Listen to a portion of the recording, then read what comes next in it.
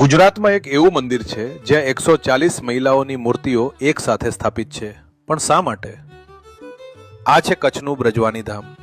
લોકવાયકા મુજબ જન્માષ્ટમીના દિવસે એક અજાણ્યો ડોલી ગામમાં આવ્યો.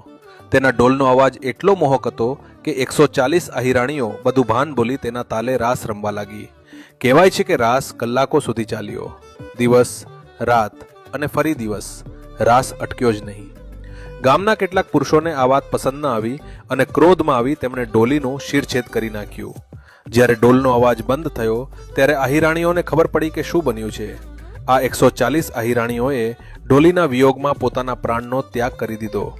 માન્યતા છે કે એ ડોલી કોઈ સામાન્ય માણસ નહોતો, પરંતુ સ્વયં ભગવાન શ્રીકૃષ્ણનું સ્વરૂપ હતો. આજે વ્રજવાણી ધામમાં તેમની 140 પ્રતિમાઓ રાધાકૃષ્ણ સમક્ષ ઊભી છે, જે ભક્તિ, પ્રેમ અને સમર્પણનું જીવંત પ્રતીક છે. કચ્છ જાઓ તો આ અનોખા મંદિરની મુલાકાત લેવાનું ભૂલતા નહીં.